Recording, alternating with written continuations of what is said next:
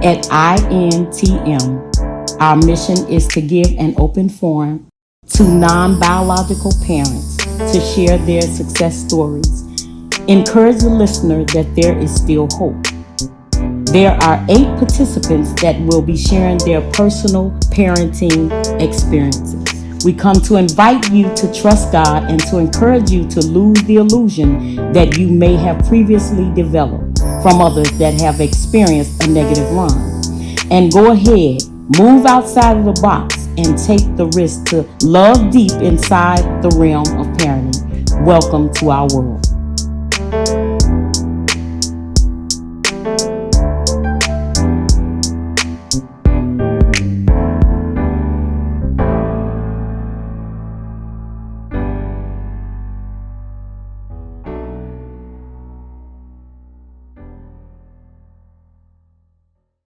Now look, since y'all was having a ball, I want to know about the money. How was your financial state? Were you fine? Because you just said you bought 10 pair of Jordans. Yeah.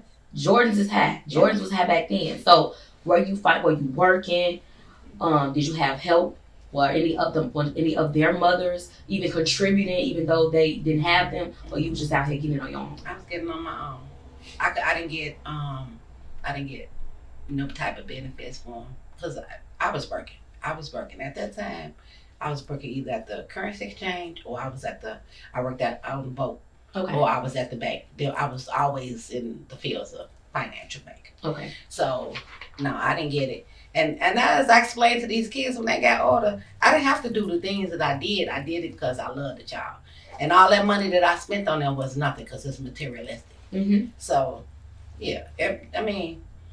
I worked it. I didn't get nothing. And when I got my grandkids, I didn't get nothing. I let their mama have the money. You took care of their mothers, and then when they had kids, you had to take care of their kids too? Yeah. Nicole was the one with all the kids. Nicole had all the kids. And when but you couldn't leave them.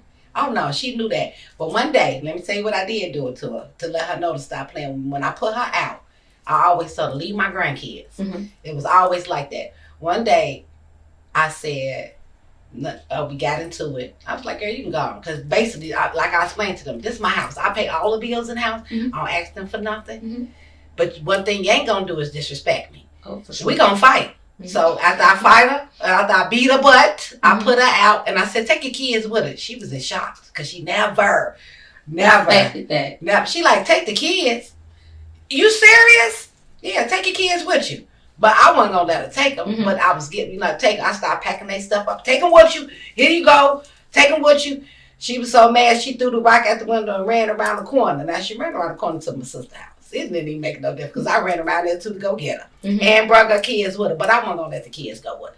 But let her know. You have to show, you have to let them know you can't be used because you're not the mother. That's when she woke up like, okay, my mama ain't playing this time. She tell me the kids, take the kids with me. Yeah, she would. And I think sometimes people go over their limits and take advantage. So when you get taken advantage of, I love you, grandbaby, but going on with your mama. But she already know. I always explain to my kids and them, y'all might have had them kids, but they mad. So it's like my grandkids know. My mama said such. If I don't agree with her, I'm gonna let her know that I don't agree with her. Like, no, that's not how it's going. Mm-hmm. But I get the last say so. Because guess what? Even though you birthed them, I had them. Mm-hmm. I raised them. Okay. You know what I'm saying? All of them. Every last one of them. Even the outside ones. Okay, so when it comes to Lene now, do you feel like the different personalities and raising the children and raising so many children and learning them, do you feel like it made you a more responsible person? Yeah. Made me more responsible. It made me, well, I was always in the fields with loving kids. Started going to school to do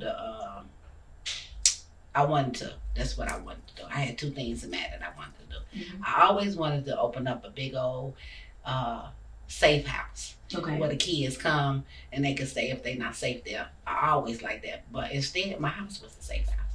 So that's how it worked out. Yeah, it worked out pretty good. And you know what? I wanted to ask you about you as a child growing up. did you ever have any emotional challenges?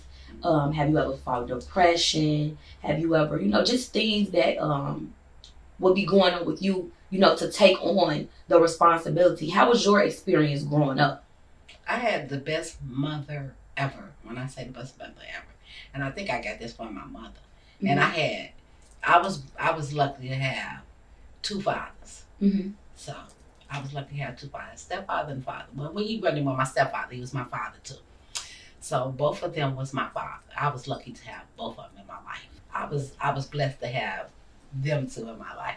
Okay. So I think growing up with my brother was more into the streets than anything. Mm-hmm. And I guess it didn't really bother because of where we stayed at. It's always like we're part of the area you live at. I won't call it hood, but I say area you live at. You know what I'm saying? Your environment. Yeah, area where you live at. I was in the Catholic school when I was little. Mm-hmm. I begged my mom to put me in the public school. I begged her. Mm-hmm. I did not want to, because everywhere, all my friends I snuck and did little stuff to go here. My grandma said, don't go across the street. She lived on 35th and over there. She like, don't go across the street. I'm gonna whoop your butt. But I never knew what across the street was. You know what I'm saying? Oh. So then when she tell me that, that's what a hardhead child, I gotta go see. It was the projects. So I went over there. That's why I met half of my friends at. And I had to sneak back across the street, but I had to go all the way around where the lake part at, because she was right there for everybody knew her. Mm-hmm. And, I saw your granddaughter walking over across the street, got a whooping. I still went over there because it was the best fun ever. You know what I'm saying? And it was forbidden. So yes, it went back like it is now. When I went over there, I had the best fun. I met my friends there, all that. So my childhood life was fun. It was fun. I mean, I went one time into a depression mode before. Okay. And what was that like?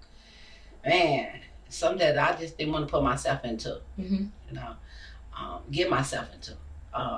When you felt like you just didn't have nobody, but I did have people. I just didn't know it. Okay. I knew it, but I wasn't. When you're thinking of something else, it just like, I ain't got nobody, but I really did. You know what I'm saying? I had my mother. I had my aunts. I had my cousins. I had people. I had friends.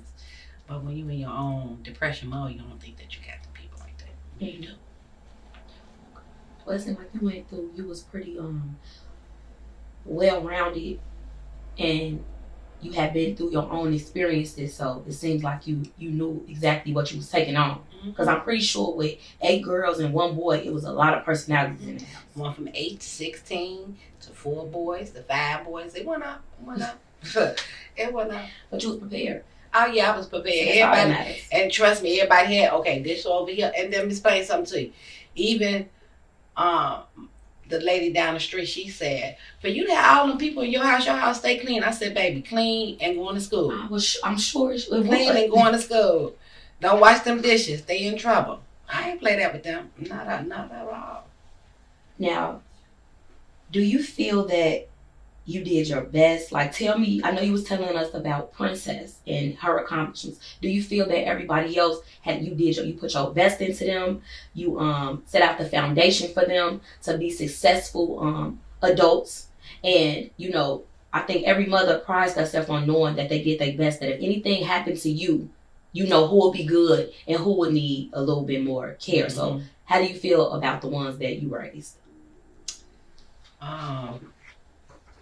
They all did an amazing job. All of them doing something. If they not doing hair, they doing nails, they doing their goals. Okay. If they not that, they going into police academy. They accountants. They doing what they supposed to. And I'm proud of them. Okay, so I think you did an amazing job. Mm-hmm. Hi, my name is Lene. I am so proud to be recognized as I am not the mother. Thank you.